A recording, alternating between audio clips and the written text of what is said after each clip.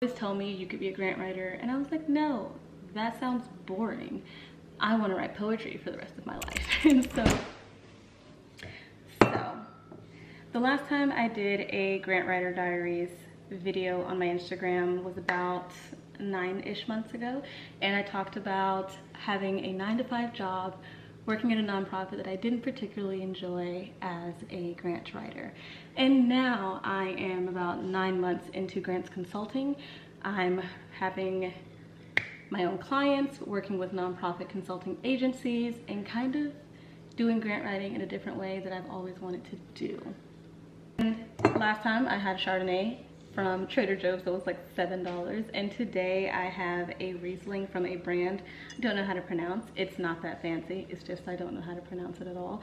It's a de-alcoholized Riesling because I wanted to venture into non-alcoholic wines just to see what they taste like, because I don't always want alcohol. And yeah, that's what we're drinking today. I probably should try to say it. I'm not going to, but it's a Riesling. I'm gonna post the brand on the video somewhere. So today's video is more of an update, because as a grant writer and a grants consultant, one of the questions I most often get is, how do I get into grant writing, and what does that look like, and do I need a degree, and do I need to go to school, and do I have to have a certification?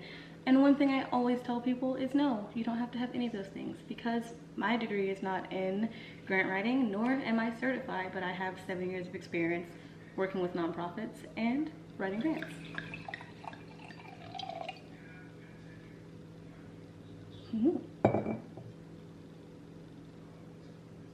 Okay, random aside. The reason why I'm venturing into de-alcoholized wines and not just wine proxies, which I've done those before, and they tasted all like pickle juice to me. They tasted really weird.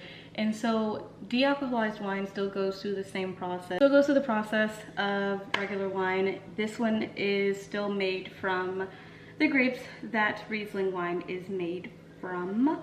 And there's a funneling process or a coning process to where the alcohol is then removed from the wine. And so I wanted to try de-alcoholized because I still like the taste of wine, I just don't want the alcohol.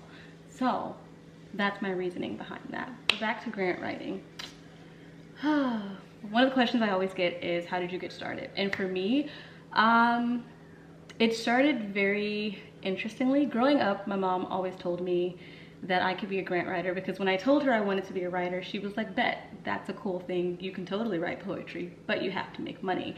And not like in a mean, like you should have a job that you need to make money. She was just like, writing is cool, but also you have to make a living, which is obviously understandable. And she would always tell me you could be a grant writer. And I was like, no, that sounds boring. I want to write poetry for the rest of my life. And so went to college, got my degree in writing with a focus on literature. And my senior year of college, I took a grant writing course. It was Grant Writing 101. Did not know that was on my degree plan when I signed up to study writing, but lo and behold, get to my final year of college, I take this class. It was like a 7 p.m. to 9 p.m. class, one of the latest classes I ever had in my collegiate career. And it was fun. I thought we were going to be writing fake grants for fake organizations. Turns out we were going to be partnered with an actual local organization in Tulsa, Oklahoma, where I went to school. And I partnered with this amazing organization.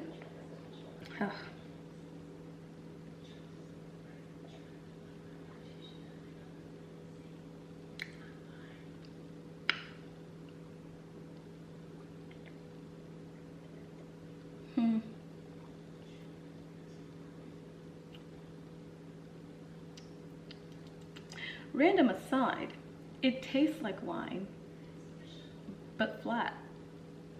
And I don't know if that's because the alcohol is removed, but it very much does taste like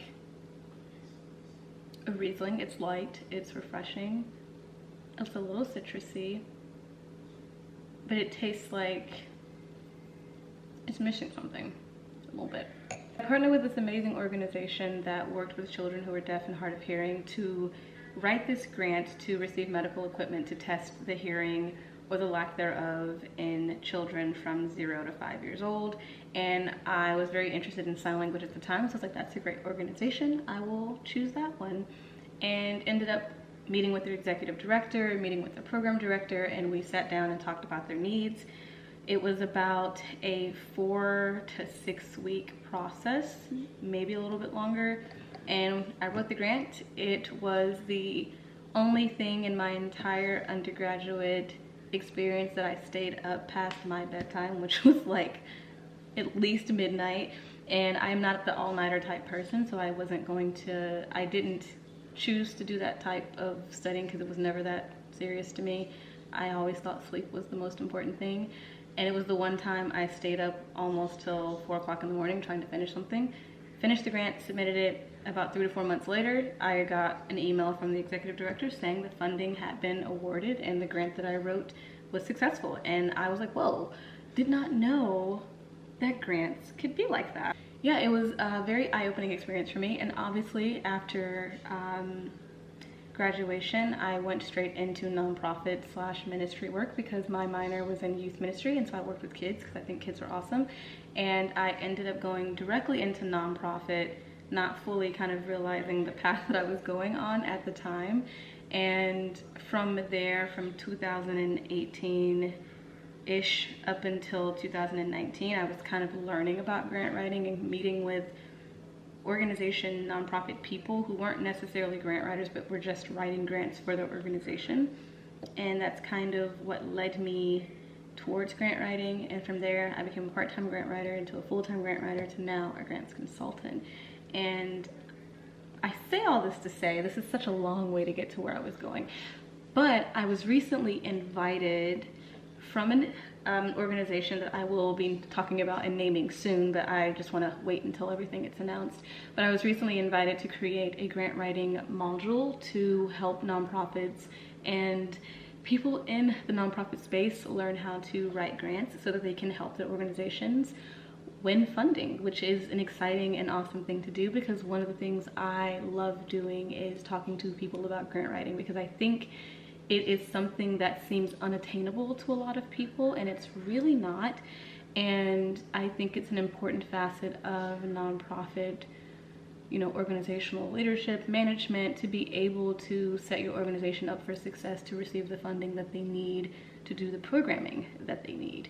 And so I am in the middle of creating lesson plans and video planning to be able to share this content with a wealth of people who want to learn about grant writing, which is exciting.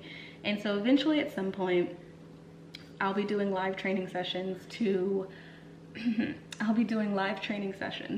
via Zoom to talk to people about grants, and you'll be able to go through the lessons in the module and kind of learn for yourself how you can grant write for your organization, even for your church, if you're like doing that type of work for your church, because I know some churches do grant writing.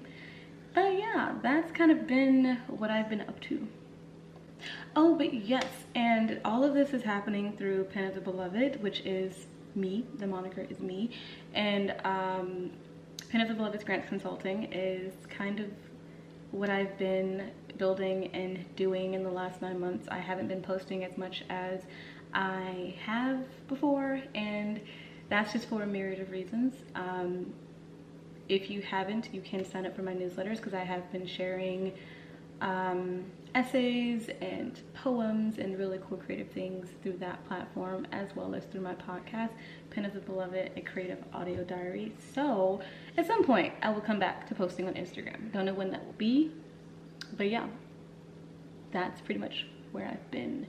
But if you're interested in grant writing, want to learn how to do it yourself for your organization that you work with or an organization that you own, stay tuned for more details on my grant writing module, and I cannot wait to share it with you and invite you all into the grant writing space, because it's an awesome space to be in. So until next time, stay creative, beautiful people, and I'll see you in my next video.